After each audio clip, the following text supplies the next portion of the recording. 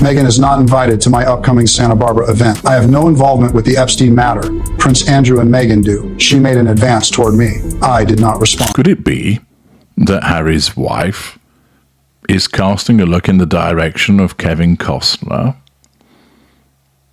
We know that Harry's in the sustained devaluation, which means it's open season for her to find a potential replacement for him.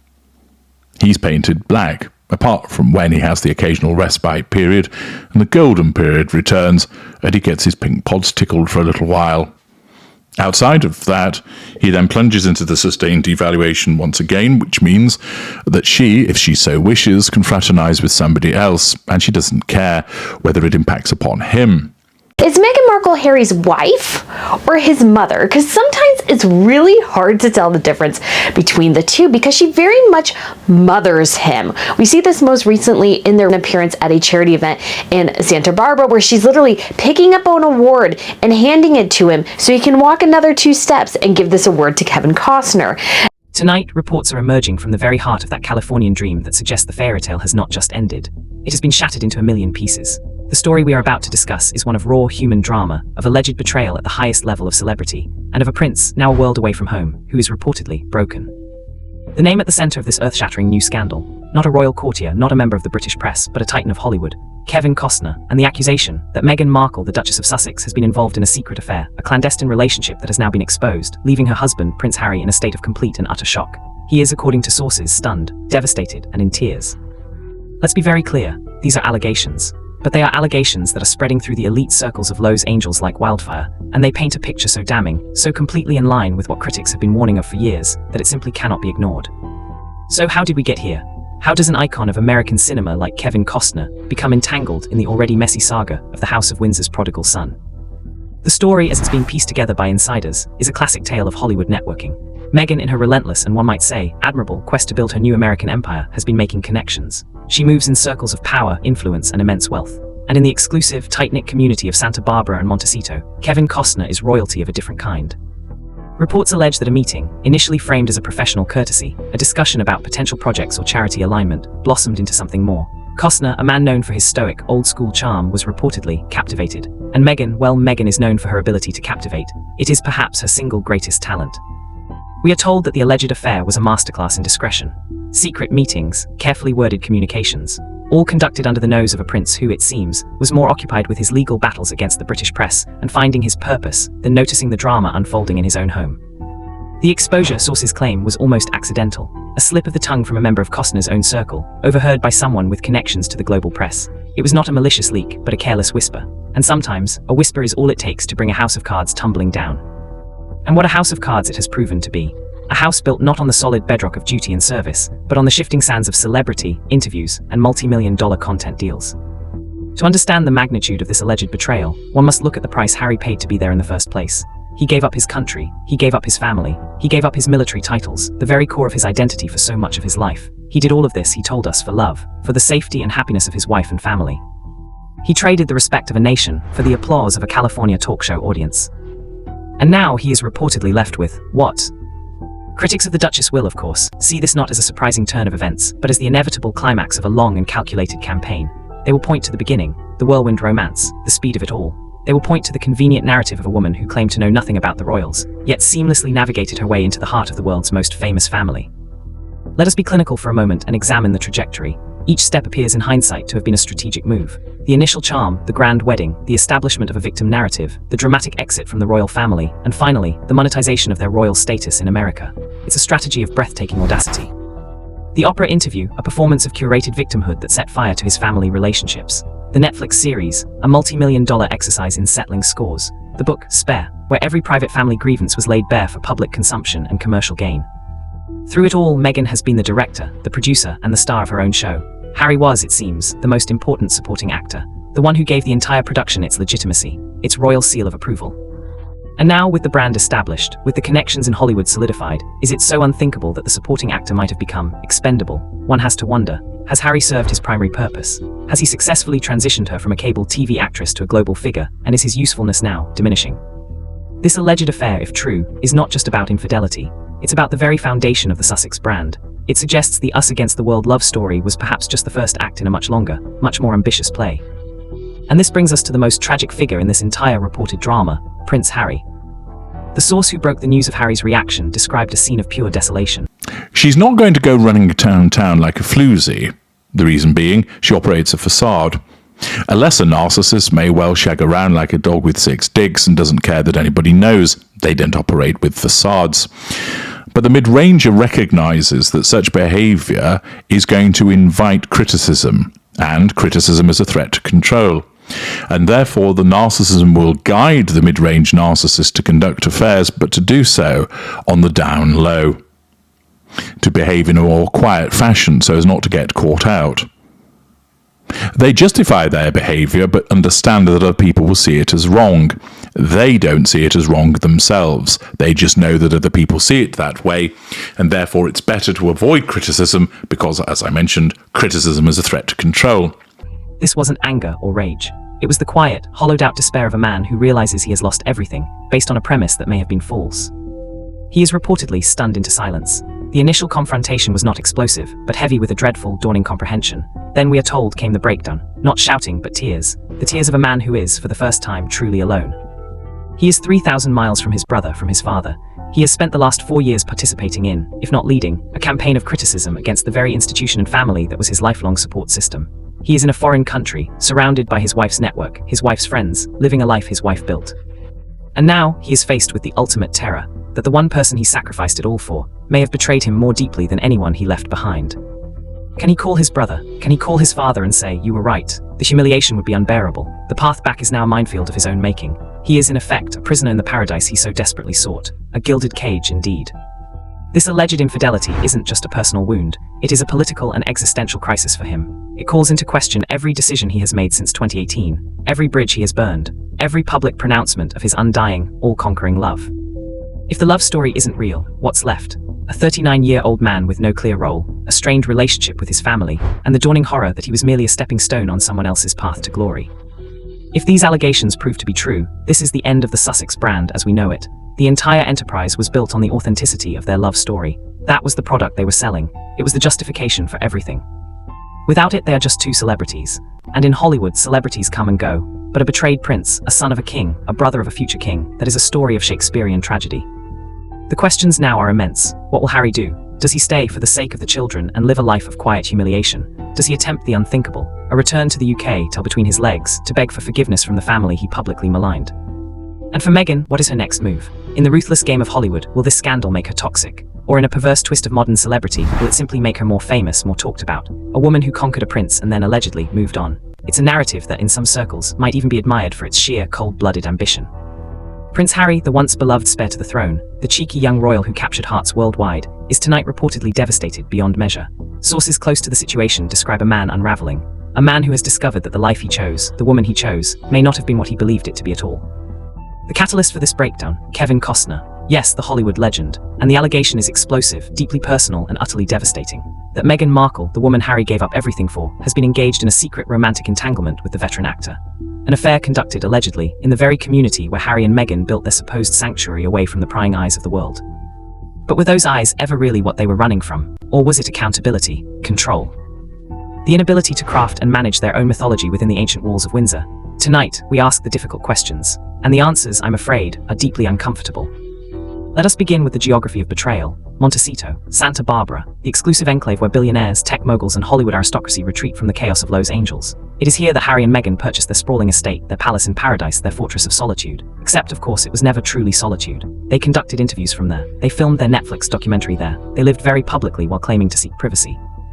Kevin Costner owns property not far from the Sussex estate. A man of immense wealth, cultural cachet, and a certain kind of rugged American masculinity that the British monarchy, for all its pomp, cannot replicate. He represents everything Hollywood values: legacy, box office, gravitas. And in the world Meghan sought to conquer, Kevin Costner is the equivalent of royalty.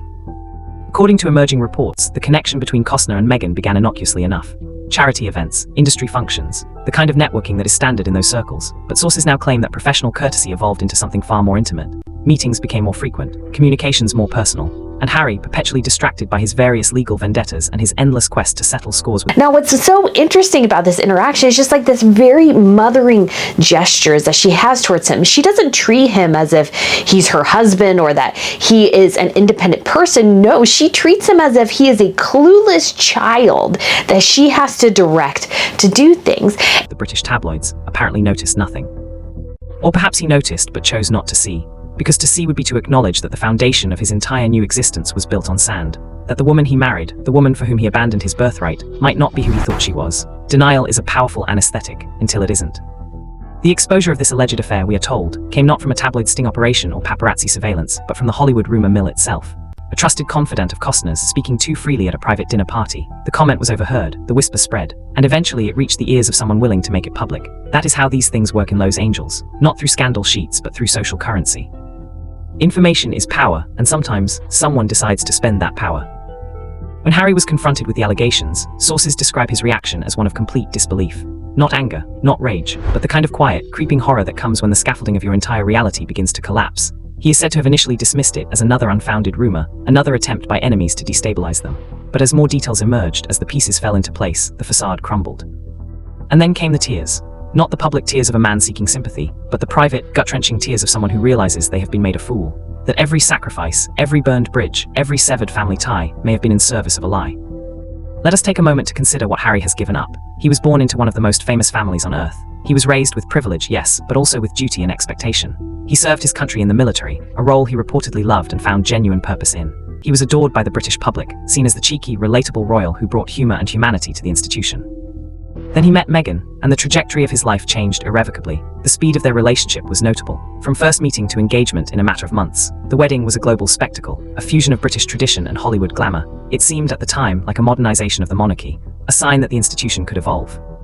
But then came the cracks, the complaints, the allegations of mistreatment by palace staff, the growing rift with the press, and finally the exit. Megxit, as it was dubbed, a dramatic departure from royal duties, framed as a necessity for their mental health and safety.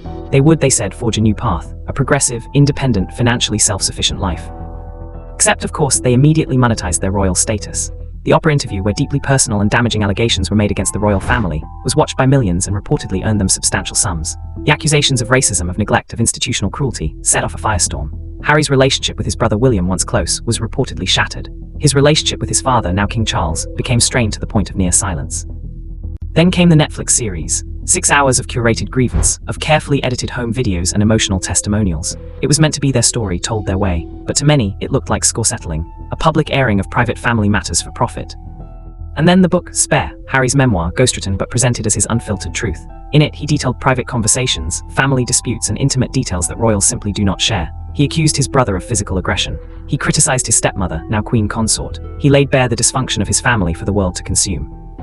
All of this, he said, was necessary. It was his truth, it was his healing.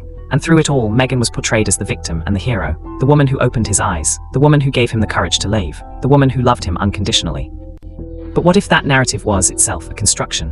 What if Meghan's interest was never truly in a quiet life away from scrutiny, but in leveraging the royal connection to build her own empire? What if Harry was not her partner in liberation, but her vehicle to relevance? These are harsh questions, they are uncomfortable, but they must be asked. Because the pattern, when examined objectively, suggests a woman of immense ambition who has consistently positioned herself at the center of power and influence. From her marriage to a British prince, to her cultivation of relationships with opera, with Tyler Perry, with the elite of Hollywood. Every move has been calculated to maximize her profile and her opportunities. And Kevin Costner, if these allegations are true, represents the next tier. A man with decades of Hollywood credibility. A man whose association could open doors that even a royal title cannot. In the cold, transactional world of celebrity, it would make a certain ruthless kind of sense. But where does that leave Harry? Remember, the narcissism's job is to maintain control and nullify threats to control in relation to all those on the radar. Therefore, what it doesn't want to do is cause the narcissist to assert control over somebody by having sex with them, which would then, in the same moment, result in lots of people going, oh, look at that brazen hussy riding that guy in the back of the car. And everybody knows about it, because then that shatters the facade. Thus, with mid-range narcissists, where they are playing hide the sausage with somebody else, they will endeavour to do so in a manner whereby it's not detected. He is now a man without a country in a very real sense. He has alienated his family. He has made enemies of the British press. He has publicly maligned the institution that gave him his identity. And now, if these reports are accurate, he faces the possibility that the one person he trusted above all others has betrayed him in the most intimate way possible. The tears, sources say, came in waves. The initial shock gave way to a deep, existential despair. Because if Meghan is not who he believed her to be, then what has any of this been for? What was the point of the exile, the public battles, the estrangement from his family? He is, according to those close to the situation, currently isolated, not physically but emotionally. He is in a foreign country, surrounded by people who are primarily Meghan's connections, her friends, her network. Where does he turn? Who does he trust? He cannot call William. The rift there is too deep, carved by years of public accusations and private resentment. He cannot call his father without admitting that perhaps the family he so publicly criticized was not the villain in his story after all. The humiliation would be crushing. And so he is trapped. In a beautiful home, in a beautiful climate, living a life that looks enviable from the outside, but may in fact be a prison of his own making. This alleged affair, if substantiated, does more than damage a marriage. It destroys the Sussex brand entirely, because the Sussex brand was never about charity work or documentary filmmaking. It was about love. It was about a couple so devoted to each other that they would defy the world. That was the story they sold. That was the product. Without that love story, what remains? Two celebrities among thousands. And in Hollywood, there is always someone younger, more interesting, more relevant waiting in the wings. For Meghan, this scandal could be terminal to her ambitions. Or, and this is the darker possibility, it could be exactly the kind of publicity that keeps her relevant. Because in the modern media landscape, infamy and fame are often indistinguishable. A woman bold enough to allegedly conduct an affair with a Hollywood icon while married to a prince. That is a story that will be told for years. It is scandalous, yes, but it is also captivating. And Meghan has always understood the value of being captivating. For Harry, however, there is no upside. He is the victim in this narrative, the man who gave up everything and received betrayal in return. It is a tragedy of Shakespearean proportions, a prince undone not by war or conspiracy, but by love, or what he believed was love. The question now is what happens next. Does he stay, endure the humiliation, and attempt to salvage what remains for the sake of his children? Does he file for divorce and face the public spectacle and financial battles that would entail? Or does he attempt the unthinkable, a return to Britain, a reconciliation with his family, an admission that he was wrong? None of these options are easy. All of them involve immense pain and public scrutiny. Harry, who sought privacy, will find none. Harry, who sought peace, will find only turmoil. And the greatest irony, he left the royal family to escape a life of duty and expectation, to live authentically. But in doing so, he may have walked into a far more manipulative, far more damaging situation than he ever faced within the palace walls. The palace, for all its faults, was predictable. It had rules, structures, traditions. It was suffocating perhaps, but it was stable. Hollywood has no such structure. It is a jungle where only the most ruthless survive. And Harry, for all his privilege, was never trained for that kind of battle. The reports emerging from Los Angeles are nothing short of staggering. Princeharry, the man who walked away from a kingdom, is said to be in a state of emotional collapse. The cause, an alleged revelation so personally devastating, so publicly humiliating that it has left him, according to insiders, completely shattered. Kevin Costner, the Academy Award-winning actor and Hollywood fixture, has reportedly exposed what sources are calling a secret affair with Meghan Markle. Let that sink in for a moment. The woman Harry married in a ceremony watched by millions around the globe. The woman he defended against all criticism. The woman for whom he severed ties with his own flesh and blood. That woman now stands accused of engaging in an intimate relationship with one of America's most respected actors, all while maintaining the facade of a devoted wife and mother. If true, this is not merely scandal. This is devastation on a scale that rewrites everything we thought we knew about the Sussex story. Let us start with the man at the center of this alleged exposure. Kevin Costner is not some tabloid creation or fame-hungry opportunist. He is a figure of genuine stature in American culture. From his iconic roles in films that define generations to his recent resurgence in prestige television, Costner represents old-school Hollywood credibility. He is a man of wealth, influence, and a certain dignified masculinity that commands respect. He is also a neighbor. His estate in the Santa Barbara area places him in the same rarefied social ecosystem as the Sussexes. In these exclusive communities. It's one thing, sure, to put your arm on your spouse or to maybe, kind of move them along or something like that. We see Catherine and William do that from time to time. But this is totally different. She is like directing him.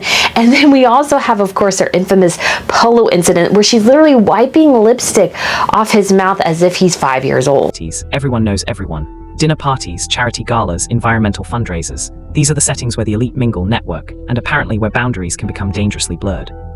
The timeline as it is being pieced together suggests that Meghan and Costner first crossed paths at a high-profile event focused on environmental conservation, a cause both have publicly championed. Initial interactions were, by all accounts, cordial and professional. Photographs from the event show them engaged in conversation, smiling, the picture of two public figures discussing shared interests. But sources now claim that what began as networking evolved into something far more personal. Private meetings, they say, began occurring with increasing frequency. Dinners at exclusive restaurants where discretion is guaranteed. visits to Costner's sprawling ranch property, justified if questioned, as discussions about potential collaborations or philanthropic ventures. Meghan, it must be noted, has always been extraordinarily skilled at cultivating relationships with powerful individuals. Her rise from relative obscurity on a cable television drama to becoming the Duchess of Sussex was itself a masterclass in networking and strategic positioning. She understood, perhaps better than anyone, how to move through elite circles, how to charm, how to position herself as indispensable. And Kevin Costner, for all his accomplishments and accolades, is still a man. A man who, according to those who know him, was genuinely taken with Meghan's intelligence, her charisma, and yes, her beauty. In the isolated world of celebrity, where genuine connection is rare and everyone wants something from you, perhaps he believed he had found something authentic. The question that must be asked, however, is what Meghan wanted from this connection. Was it genuine affection, or was it something more calculated? Access to a level of Hollywood that even her royal title could not guarantee, an insurance policy against the possibility that the Sussex brand might not have the longevity she hoped for, or perhaps simply the validation that comes from captivating a man of Costner's stature. We may never know her true motivations, but what we do know is that Harry apparently knew nothing. He was, as sources describe it, completely blindsided when the allegations first surfaced. His initial reaction was categorical denial. Impossible, he said. Not Meghan, not the woman who had stood by him through everything, not the woman who had sacrificed so much to be with him. Except, of course, the narrative of Meghan's sacrifice has always been questionable. She gave up her acting career, yes, but it was hardly a thriving one. She gave up her independence, but gained global fame, wealth, and a title. She left behind her life in Toronto, but moved into a palace. The sacrifices, when examined objectively, seem rather less substantial than the gains. But Harry believed in the narrative. He had to, because he had sacrificed things that were irreplaceable. His relationship with his brother, once his closest confidant and friend. His relationship with his father, complicated certainly, but rooted in genuine love. His standing with the British public, who had adored him for decades. His military titles, which he wore with pride and which represented some of his finest moments. All of that given up for love, for Meghan, for the promise of a better, more authentic life. And now, faced with the possibility that the foundation of that promise was rotten, Harry is reportedly falling apart. The exposure came, we are told, through Costner himself. Not maliciously, but through carelessness. A comment made to a trusted friend who proved less trustworthy than believed. The comment was repeated, the circle widened, and eventually the information reached someone who understood its value. When confronted, Costner apparently did not deny the relationship. Whether out of honesty or arrogance, he acknowledged the connection. And with that acknowledgement, the carefully maintained secret became undeniable reality. Harry's confrontation with Meghan is described by sources as harrowing. There was no shouting, no dramatic confrontation as one might imagine. Instead, there was a cold, terrible silence. The silence of a man watching his entire world disintegrate in real time. Meghan, for her part, is said to have attempted explanations, justifications, appeals to his understanding. But what explanation could possibly suffice?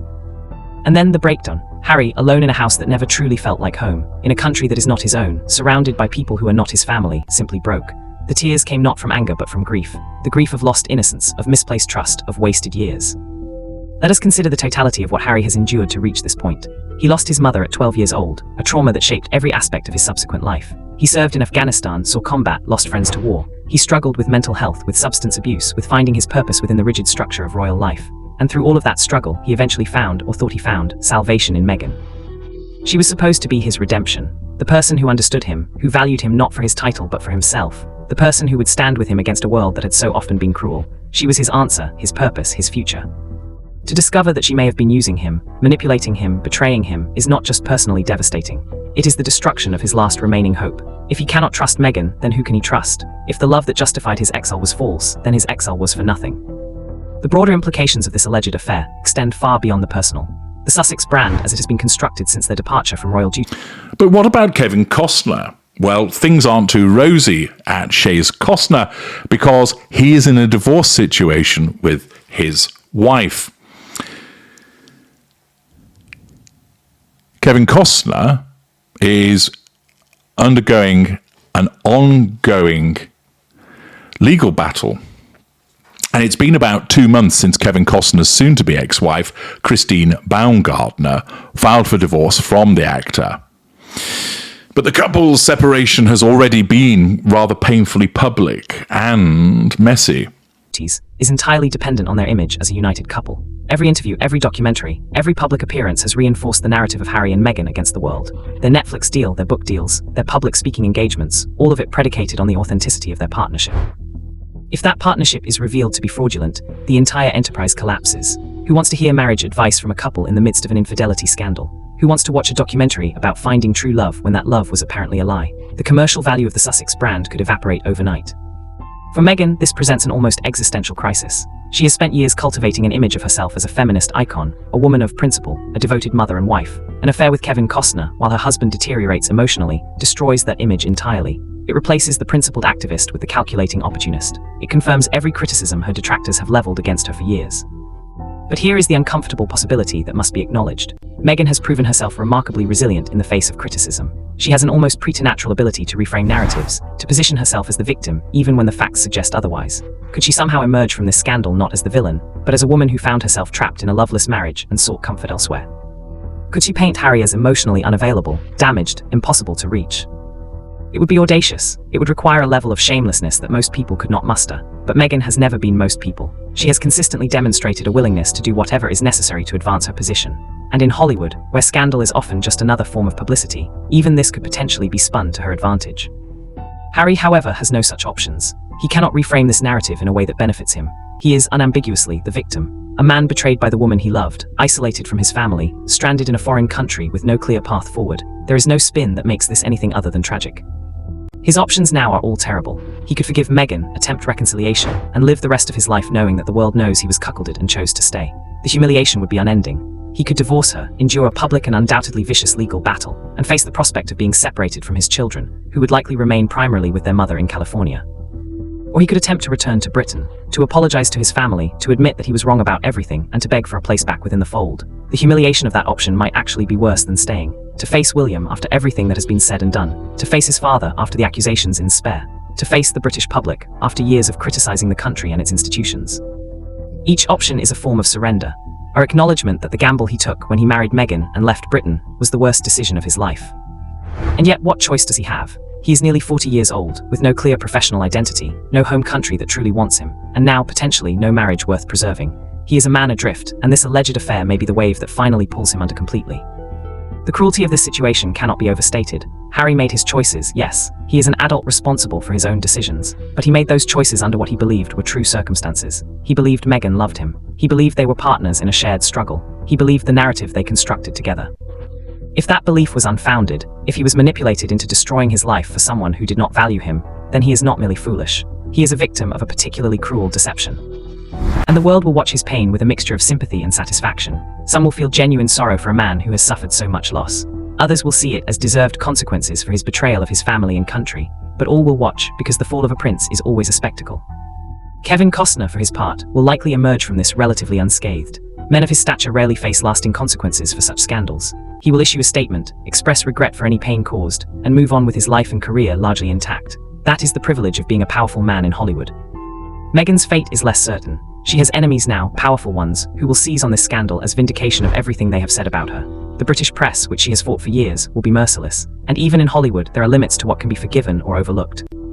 But Harry faces only darkness. The tears reported by sources are not simply about this alleged affair. They are about the totality of his loss. His family, his country, his purpose, and now, potentially, his marriage. Everything he built his new life upon has crumbled. The allegations that have emerged from the inner circles of Hollywood's elite are seismic in their implications. Meghan Markle, the Duchess of Sussex, is said to have been conducting a clandestine romantic relationship with Kevin Costner, the veteran actor whose name alone carries decades of cultural weight. The affair, according to reports, was carefully hidden, meticulously planned, and executed with the kind of precision that suggests this was not a momentary lapse of judgment, but a sustained deception.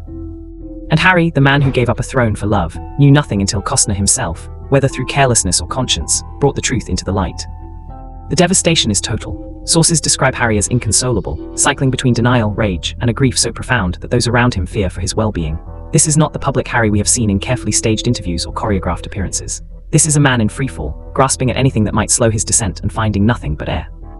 To understand the magnitude, even the People magazine piece about them seemed to highlight, and this is one that Harry and Meghan gave to People magazine, this story, seemed to highlight their separateness, that they are going in different directions, their careers are going in different directions, they're no longer salt and pepper. So all of a sudden at the Invictus Games event, all of a sudden we have to be salt and pepper. We have to be there together all the time, every day, holding each other, holding hands, being together. And of this moment, we must go back to the beginning. Not to when Harry met Meghan, but to who Harry was before Meghan. He was, by all accounts, a man searching for meaning in a life that had been largely predetermined for him. The spare heir, the backup plan, the one who would always live in his brother's shadow, no matter his accomplishments or character. He found purpose in the military. Those who served with him speak of a man who genuinely loved being a soldier, who took the role seriously, who wanted to be judged on his merits rather than his birthright. His tour in Afghanistan were among the defining experiences of his life. He was, for perhaps the first time, simply Captain Wales, not a prince, just a soldier doing his job. But that could not last forever. He returned to Britain to royal duties, to the gilded cage that had always been his destiny. He struggled clearly and publicly with mental health. He acted out, he made mistakes, but through it all the British people maintained a deep affection for him. He was the relatable royal, the one who seemed most human, most vulnerable, most like us. Then came Meghan, and everything changed. The relationship moved with unusual speed. They met, they dated in secret, and within months the world knew. The engagement followed swiftly. The wedding was a global event, positioned as a modernizing moment for the monarchy, an American actress of mixed race marrying into the House of Windsor. It was, we were told, a sign of progress, of evolution, of a royal family entering the 21st century. But almost immediately, cracks appeared. Stories emerged of Meghan's treatment of palace staff, reports of grown men and women reduced to tears, allegations of unreasonable demands, of temper tantrums, of behavior that was, in the understated British way, deemed difficult. These were dismissed by supporters as racism, as the establishment trying to tear down a woman who did not fit their mold. Perhaps there was some truth to that, but perhaps there was also truth to the reports themselves. Perhaps both things could be true simultaneously, that Meghan faced prejudice and unfair treatment, and that she was also a demanding, difficult personality who struggled to adapt to an institution that has survived for over 1,000 years precisely because it does not adapt quickly. Regardless, the narrative was set. Meghan was the victim, the palace was the villain, and Harry increasingly positioned himself as Meghan's protector, the man who would not allow his wife to be treated the way his mother had been. The comparison to Diana was made explicitly, repeatedly, and apparently very deliberately. Then came the exit, the announcement that they would be stepping back from royal duties, seeking financial independence, splitting their time between Britain and North America. It was framed as a reasonable request for a more balanced life, but the palace, reportedly blindsided by the public announcement, saw it as a betrayal. Negotiations followed and the outcome was clear. They could leave, but they could not be half in and half out. They would relinquish their royal duties, their titles would not be used commercially, and they would forge their own path entirely. So they went to California, first to Tyler Perry's mansion, sheltered by Oprah's friend while they found their footing, then to Montecito, to the sprawling estate that would become their base of operations. And the operations began immediately. The Oprah interview came first, a broadcast event that sent shockwaves around the world. Allegations of racism within the royal family, claims of institutional cruelty, of being denied mental health support, of being abandoned and isolated.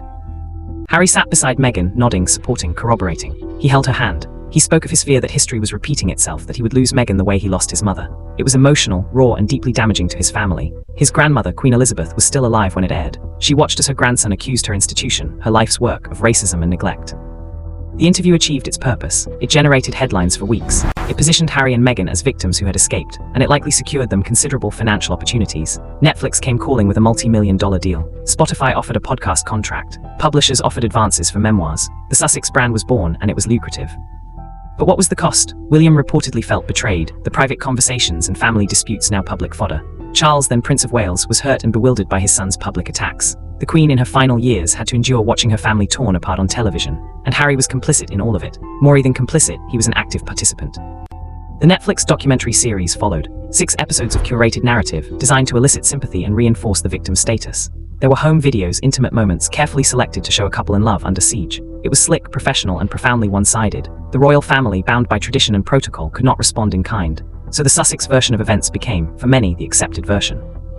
And then came Spare, Harry's memoir, released to massive commercial success and even greater controversy. In it, he revealed private conversations, described a physical altercation with William, criticized Camilla, and laid bare family grievances that most people would never dream of making public.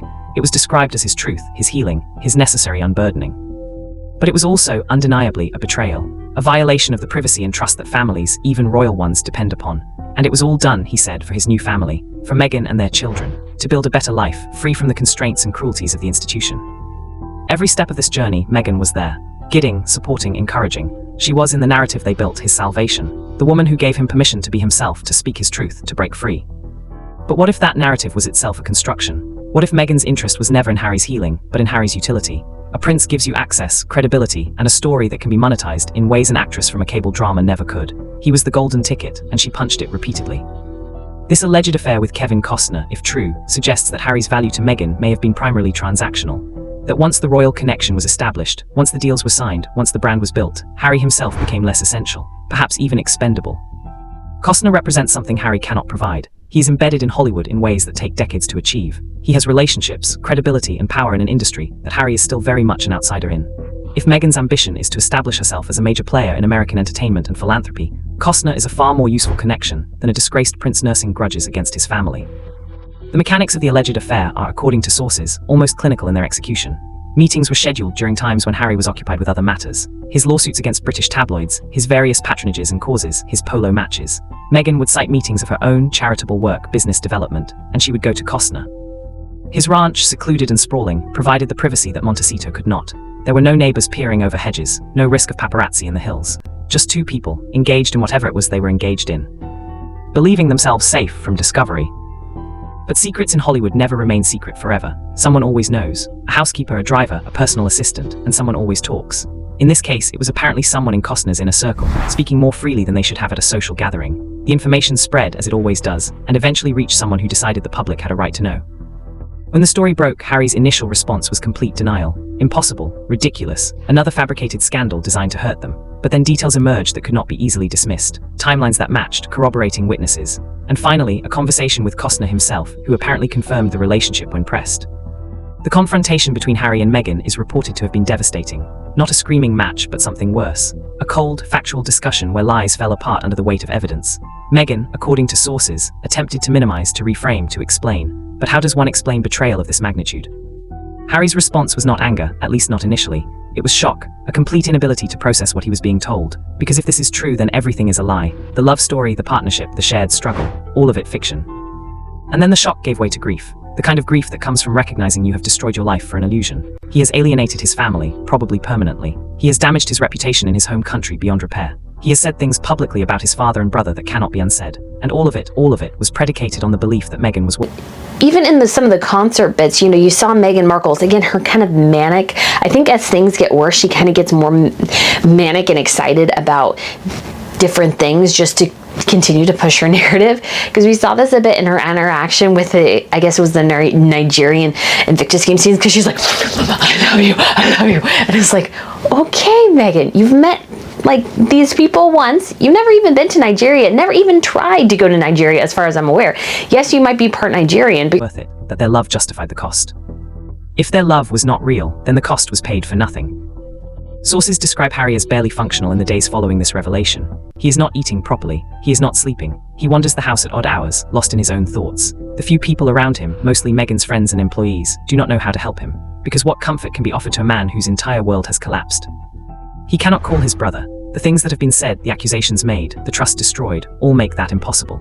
He cannot call his father without admitting that everyone was right about Meghan, that he was blinded by infatuation and made catastrophic decisions as a result. The humiliation would be unbearable. And so he is alone, truly, utterly alone, in a mansion in California surrounded by luxury and sunshine, more isolated than he has ever been in his life. The question that must be asked is what happens now, to the marriage, to the brand, to Harry himself. Can a relationship survive this kind of betrayal? Some do, certainly. People forgive infidelity for various reasons. For children, for financial security, for fear of being alone. But can Harry forgive this, knowing what it cost him to be with Meghan in the first place? And even if he could find it in himself to forgive, could he ever trust her again?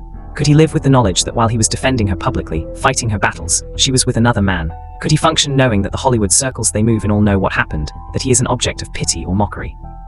For Meghan, the calculus is different. If the marriage ends, she loses the royal connection that is her primary claim to relevance. She becomes Meghan Markle, former actress and former Duchess, rather than the Duchess of Sussex. Her brand value diminishes significantly, but she also gains freedom to pursue whatever relationships or opportunities she chooses without the baggage of an increasingly troubled husband. Costner, in all likelihood, will emerge unscathed. Powerful men in Hollywood generally do. There will be a brief scandal, some tabloid coverage, and then it will fade. His career will continue. His reputation may take a minor hit, but nothing that will have lasting impact. But Harry has no soft landing. Every option before him now involves pain, humiliation, or both. Stay with Meghan and live as a cuckolded prince, the subject of endless speculation and pity. Divorce her and face a brutal public battle, likely losing primary custody of his children and whatever remaining credibility he has. Or attempt to return to Britain, admit he was catastrophically wrong about everything, and beg for forgiveness from the family he betrayed. There is no good choice. There is only the least terrible option, and even that is hard to identify. Tonight, as reports of his breakdown circulate, one cannot help but feel a measure of sympathy for Harry, even while recognizing his complicity in his own downfall. He made bad choices, certainly. He trusted the wrong person, absolutely. But he did so believing he was choosing love, choosing happiness, choosing freedom. Prince Harry, the once vibrant, charismatic heir to the British throne, is tonight reportedly emotionally destroyed. Shattered. The word used by those who have seen him is broken, and it is not used lightly. This is a complete psychological collapse brought on by revelations that Kevin Costner, the Hollywood legend, has exposed what sources describe as an ongoing intimate relationship with Meghan Markle. An affair conducted in secret, hidden behind charity events and business meetings, carried out while Harry publicly defended his wife against all criticism.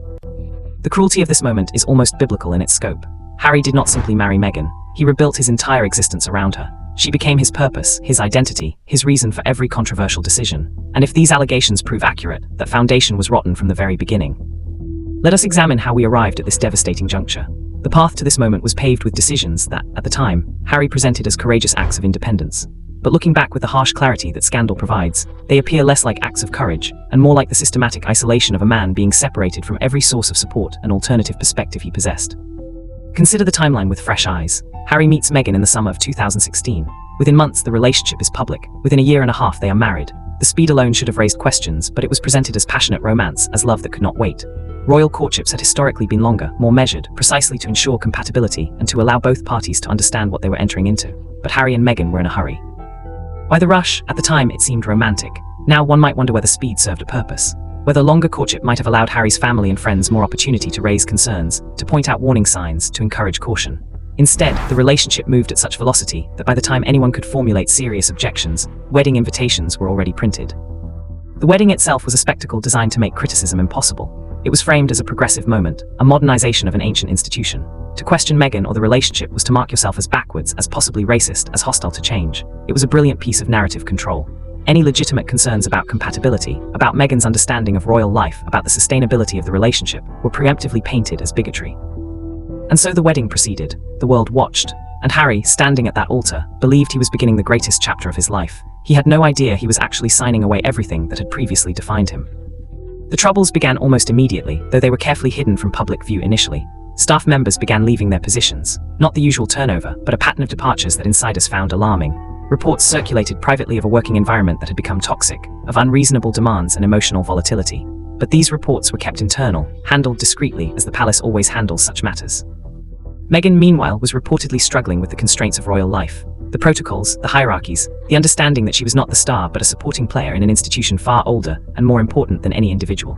This did not sit well with someone accustomed to being the center of attention, to controlling her own narrative, to operating on her own terms. And Harry, caught between his wife's unhappiness and his family's expectations, made his choice. He chose Meghan, not just in that moment, but in every moment that followed. Every time there was a conflict between what Meghan wanted and what the institution required, Harry sided with his wife. Every time there was a dispute between Meghan's version of events and anyone else's, Harry believed Meghan unconditionally. This would have been admirable if Meghan had been operating in good faith, if her complaints were legitimate, if she was genuinely trying to make the situation work. But the pattern that emerged suggests something else entirely. Every conflict seemed designed to increase Harry's dependence on Meghan, to isolate him further from his support systems, to position her as his only true ally in a hostile world. Classic manipulation tactics, if one examines them objectively. Create conflict between your target and their family. Position yourself as the only one who truly understands them. Frame every criticism of you as an attack on them. Gradually isolate them until you are their entire world. And Harry, traumatized by the loss of his mother, desperate for unconditional love, psychologically vulnerable, walked right into the trap. The departure from royal duties was presented as a mutual decision, a quest for privacy and mental health. But examining it now, it served a very specific purpose. It removed Harry from the physical proximity of his family, from the daily interactions with people who had known him his entire life, from the structures and advisors who might have provided alternative perspectives to Meghan's narrative. They relocated to California, to Meghan's home territory, where every friend, every connection, every professional relationship was hers. Harry knew no one. He had no independent support network. He was entirely dependent on Meghan for his social connections, his professional opportunities, his very understanding of the world he now inhabited. And then came the monetization. The Oprah interview was not just a tell-all, it was a calculated destruction of Harry's last remaining bridges to his former life. The allegations made in that interview ensured that reconciliation with his family would be nearly impossible. Whether by design or happy accident, it locked Harry into— You're not like getting on a plane and immediately flying over there and trying to connect. It just seems like more of a stunt than anything. And that's, I mean, the whole Invictus Games, at least from the Meghan Markle standpoint, seemed like a giant publicity stunt with the fashion, with the actions, with, trying once again to sell that her and Harry are in love. If people who are really in love and truly in love don't need to sell it because they experience it. So why do they need to sell it to other people? They know it. They don't have to perform it. They don't have to be performative about it. They're it. They're it. That's all there is. They're just not, doesn't need to be anything else. So Harry and Meghan's very performative aspect, I think, just highlights how his new life by making return to his old one unthinkable. The Netflix series and the book Spare continued this pattern. Each revelation, each private conversation made public, each family secret exposed, drove the wedge deeper between Harry and the Windsors. And through it all, Meghan was there, supportive, encouraging, helping him tell his truth. But whose truth was really being told, and who benefited most from the telling? Harry believed he was healing, finding his voice, breaking free from generational trauma. But perhaps he was actually being used as a weapon against an institution that had rejected Meghan's attempts to reshape it in her image. Perhaps his pain was being monetized, his family relationships commodified, his royal connection exploited for every possible dollar. And where was Meghan while Harry was pouring his heart out in therapy sessions that would become Netflix content, while he was writing painful memories that would become best-selling chapters?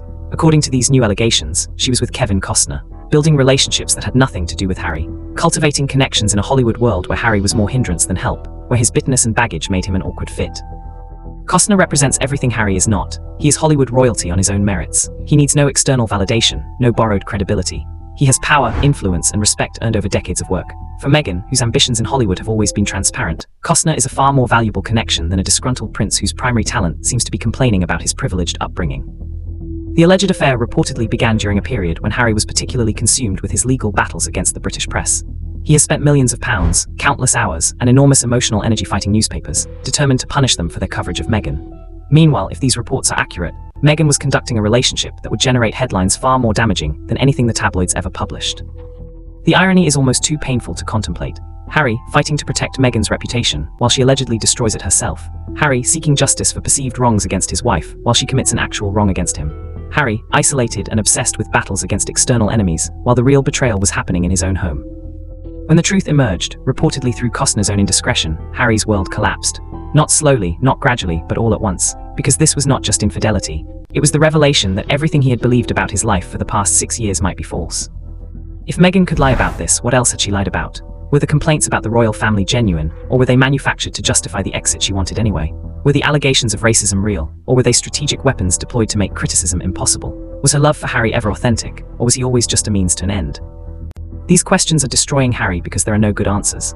Either Meghan loved him and betrayed him, which is devastating, or she never loved him at all and has been using him for years, which is somehow even worse. There is no version of this story where Harry is not the victim of a profound deception. The breakdown when it came was reportedly total. Not anger, though anger would come later. Not denial, though he tried that first. But a complete emotional and psychological collapse. The kind that happens when every assumption you have built your life upon is simultaneously disproven. Harry is crying, sources say, but not the way men usually cry. Not controlled, not restrained, but the way children cry when they are truly hurt and truly alone. Sobbing that shakes the entire body. Grief that cannot be contained or managed. The utter desolation of a man who has lost everything and is only now realizing the full extent of what is gone. He cannot go home. He cannot call William and admit that every terrible thing his brother probably thought about Meghan was correct. He cannot face his father and acknowledge that the institution he so publicly attacked was not the villain of his story. He cannot return to Britain, where his book is still in stores, where his Netflix series still streams, where every criticism he made of his family is documented and permanent.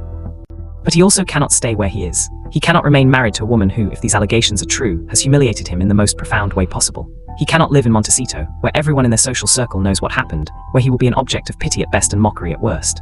He cannot continue the Sussex brand, which was built entirely on the foundation of their authentic love story. Every path forward is blocked. Every option involves humiliation, loss, and pain. Harry is trapped in a situation entirely of his own making, and yet he is also a victim of manipulation so skilled that he never saw it coming. The tragedy of Prince Harry is that he wanted so desperately to be loved unconditionally that he made himself vulnerable to someone who saw that desperation and exploited it. He wanted so badly to escape the shadow of his brother, the constraints of his birth, the tragedy of his childhood, that he ran toward anyone who promised him freedom. And Meghan promised him exactly that. But freedom from structure is not the same as freedom. And escaping one cage only to enter another, more subtle one, is not liberation. It is just a different form of imprisonment. Tonight, Harry is discovering that the prison he built for himself in California, constructed from burned bridges and severed relationships and public betrayals, is far more confining than the palace ever was. Because at least the palace had rules, structures, people who cared about him beyond what he could provide them. In Montecito, he has none of that. He has only Meghan, and if these allegations are true, he does not even really have her.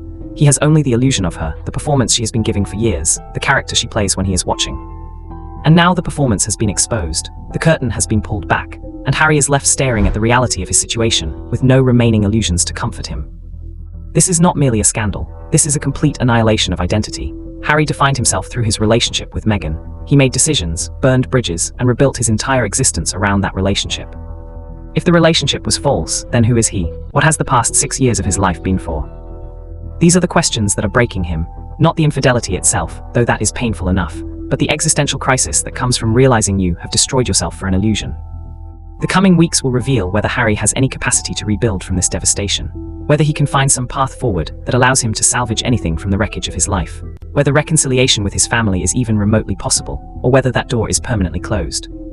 But tonight there is only wreckage, only tears, only a prince who gave up a kingdom for love and discovered too late that the love was never real. Kevin Costner, the acclaimed actor whose career spans 4 decades of American cinema, has allegedly exposed a secret affair with Meghan Markle. And with that exposure, the carefully constructed Sussex mythology has not merely cracked, it has shattered into irreparable fragments. Harry is reportedly inconsolable, beyond tears, beyond anger. He exists now in that terrible space where a human being confronts the possibility that their entire life has been built on quicksand, and the ground is finally giving way beneath them. Let us be absolutely clear about what is at stake here. This is not simply about marital infidelity, though that alone would be devastating enough. This is about the complete invalidation of every choice Harry has made since the moment Meghan Markle entered his life. Every sacrifice, every severed relationship, every public statement, every burned bridge. If the foundation was corrupt, then the entire structure collapses.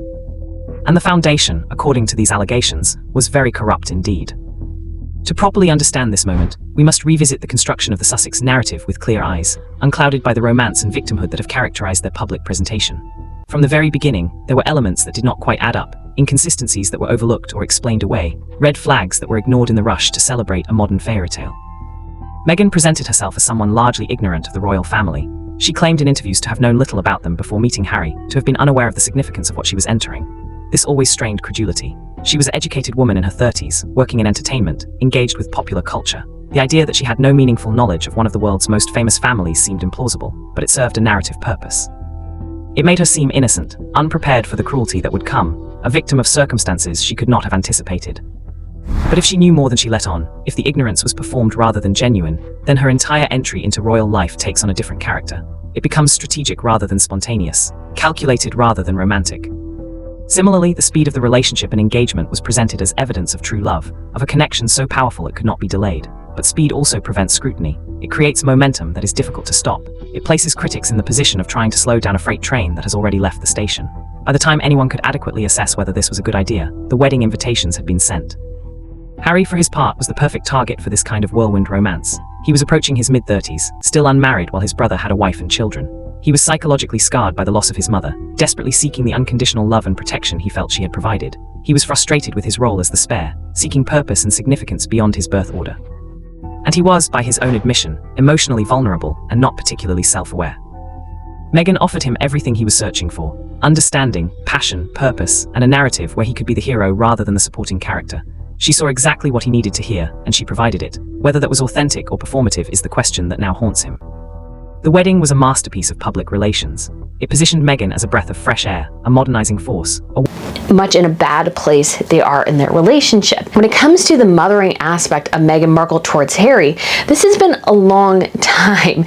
So we saw this as well in the polo game that Harry played in, where it was like a charity event. They did some sort of English theme, so it was like riffing off polo in England. So there were hats, like a Pretty Woman theme. It was just sort of ridiculous and very kitschy and very obviously trying to— Woman of mixed heritage bringing diversity to an ancient institution. To criticize her was to mark yourself as resistant to progress, possibly prejudiced, certainly out of touch. This framework made legitimate criticism nearly impossible. Any observation about her conduct, her adjustment to royal life, her treatment of staff, could be dismissed as rooted in bias rather than fact. And there were things to criticize, if one was permitted to do so. The staff turnover was unprecedented. Personnel who had served the royal family for years, who were experienced in managing the demands and pressures of royal life, were leaving in unusually high numbers. Some departed in tears. Others simply vanished from their positions with no public explanation. The official line was that Meghan had high standards, that she was a perfectionist, that she was used to a different working culture. But high standards do not typically reduce experienced professionals to emotional breakdowns. Something else was happening behind the closed doors of Kensington Palace and later Frogmore Cottage. Something that those who experienced it found intolerable. But these stories were suppressed, dismissed, or explained away. And Harry, faced with accounts of his wife's behavior that contradicted his image of her, made a choice. He believed Meghan, not just in that instance, but categorically, unconditionally, absolutely. Her version of events became his version. Her enemies became his enemies. Her grievances became his crusades. This is when the isolation truly began. Not physically yet, but psychologically. Harry started to see his family, the institution, even long-serving palace staff, through Meghan's eyes rather than his own. And Meghan's perspective was that they were all obstacles, all insufficiently supportive, all part of a system designed to diminish and control her. Whether this perspective was accurate or convenient is an important question, because if the institution truly was as terrible as Meghan claimed, then their eventual departure was justified. But if the institution was simply resistant to being reshaped according to Meghan's preferences, then the conflict was one of her own creation, a manufactured crisis designed to justify a predetermined outcome. The departure itself, the infamous Megxit, was presented as a painful but necessary decision driven by concerns for mental health and physical safety. Meghan spoke of suicidal thoughts, of being denied help, of fears for her son's security. These are serious allegations that deserve serious consideration, but they also served a very specific purpose. They made departure not just acceptable but morally imperative. They positioned anyone who wanted them to stay as indifferent to Meghan's suffering, possibly even complicit in it. And so they left, not quietly, not gracefully, but with maximum drama and public impact. The announcement was made on Instagram, reportedly without full consultation with the Queen or Prince Charles. It forced the family into reactive mode, negotiating the terms of departure under the pressure of global media attention. The eventual settlement stripped them of their royal duties but left them with their titles. They would be financially independent, pursuing their own ventures, living wherever they chose. And they chose California, not Canada, which had been mentioned initially, not anywhere in the Commonwealth, but California, the heart of the entertainment industry, Meghan's home territory. And this is where the alleged affair with Kevin Costner becomes particularly significant. Because once in California, Meghan was no longer a duchess trying to navigate royal life. She was an ambitious woman with a royal title trying to conquer Hollywood. And Harry, bitter about his family, obsessed with his grievances, psychologically damaged and dependent, was less an asset and more a liability. Costner offered something Harry could not: genuine Hollywood credibility, decades of relationships in the industry, a reputation built on talent rather than birthright. For Meghan, whose attempts to re-establish herself as a force in entertainment have been notably unsuccessful, Costner represented a potential shortcut to the relevance she craves. The alleged affair was conducted, sources say, with remarkable operational security. Meetings were disguised as professional consultations. Visits to Costner's ranch were framed as discussions about environmental initiatives or potential collaborations. Meghan's calendar was managed to ensure Harry had no reason for suspicion, and Costner's discretion was apparently total. Until it was not, the exposure came, we are told, not through investigative journalism or surveillance but through simple human carelessness. Costner, speaking with someone he trusted, made a reference that was more revealing than he intended. That person spoke to another. The circle widened, and eventually the information reached someone who understood its significance and was willing to make it public. Costner, when confronted, apparently did not deny the relationship. Whether this was honesty or arrogance is unclear, but his confirmation made the story impossible to dismiss as baseless rumor. It was real, it had happened, and Harry's world imploded. The confrontation between Harry and Meghan is described by sources as one of the most painful scenes imaginable. Harry, holding evidence he could not dismiss, demanding truth from a woman who has spent years shaping narratives to her advantage. Meghan, cornered in a way she has never been before, unable to control the story or redirect the blame. What explanations could she possibly offer? That she was lonely, that Harry was too damaged, too obsessed with his past, too unavailable emotionally, that Costner understood her in ways Harry could not. Any explanation is simultaneously an admission and an insult, an acknowledgement of betrayal and a suggestion that Harry deserved it. And Harry, hearing whatever explanations were offered, faced the cascading realization of what this meant. Not just that his wife had been unfaithful, but that perhaps she had never been faithful. Not to him, but to the project of herself. That he was always a supporting character in her story, useful for a time, but ultimately replaceable. The tears, when they came, were reportedly unlike anything those around him had witnessed. Not the controlled emotion of a public figure managing their image, but raw, uncontrollable grief. The grief of total loss, because Harry has lost everything now. His family, his country, his purpose, his identity, and now, the relationship that was supposed to make all those other losses worthwhile. He cannot return to his family without admitting they were right about Meghan all along. Cannot face William without acknowledging that the brother he accused of jealousy and coldness was actually trying to protect him. Cannot approach his father without confessing that the institution he publicly attacked was not the villain. Cannot return to Britain without eating every word of his book, every claim in his interviews, every accusation in the Netflix series. The humiliation would be total and public. The British press, which he has spent years vilifying and suing, would have the ultimate vindication. The public, which he accused of racism and cruelty toward Meghan, would feel justified in their skepticism. The institution, which he claimed was toxic and abusive, would be revealed as the stable structure he should never have left. But staying is equally impossible. How does he remain married to a woman who has betrayed him so profoundly? How does he live in Montecito knowing that their social circle is aware of what happened? How does he continue the Sussex brand when the brand was built entirely on the authenticity of their love story? Every option is unthinkable. Every path forward requires a level of humiliation or pain that seems unbearable. And so Harry is paralyzed, trapped in the wreckage of his life, unable to move in any direction. The breakdown is not temporary emotional distress. It is a fundamental collapse of identity and purpose. Harry built his entire post-royal existence around Meghan. She was his interpreter of reality, his guide in a new world, his justification for every controversial decision. Without her, or rather, without the version of her he believed in, he has nothing. He is nearly 40 years old with no clear profession. He is a prince who renounced his duties. He is a soldier who gave up his military affiliations. He is a son and brother who destroyed those relationships publicly and repeatedly. He is a husband whose wife allegedly betrayed him with a Hollywood icon. What is left? Who is Harry without all the things he has lost or thrown away? These existential questions are what is destroying him. The affair is the trigger, but the real crisis is the recognition of total life failure. Every major decision he has made since meeting Meghan has been catastrophically wrong, and there is no path back, no way to undo the damage, no possibility of restoration. Costner will move on with minimal consequence. Powerful men always do. Meghan will likely reinvent herself somehow, finding a new narrative, a new project, a new source of relevance. She has proven herself remarkably resilient and adaptable, capable of turning even scandal into opportunity. But Harry has no such skills. He has spent his life either protected by institutional structures or guided by Meghan. He has never had to navigate crisis independently, never had to rebuild from nothing, never had to face the consequences of his choices without someone else to blame. And now he must do all of that while emotionally shattered, publicly humiliated, and completely alone. The reports of his current state are deeply concerning. He is described as non-functional, unable to engage with even basic responsibilities. The few people around him, primarily staff and Meghan's associates, are reportedly alarmed by his deterioration, but unsure how to help. Because what help is there for someone whose entire life has been revealed as a catastrophic mistake? Professional help, therapy, medication, all may play a role in preventing complete collapse, but none of that addresses the fundamental problem. Harry's life, as he has constructed it for the past 7 years, is over. It cannot continue, something new must be built. But he has no foundation to build on, no resources beyond money, no relationships he has not damaged or destroyed. This is the wages of his choices. This is the cost of believing Meghan without question, of prioritizing her perspective over all others, of burning every bridge in service of a relationship that may have been transactional from the start. Tonight, a prince weeps in California, and the world, which watched him fall in love, watched him marry, watched him leave his family and country, now watches him break.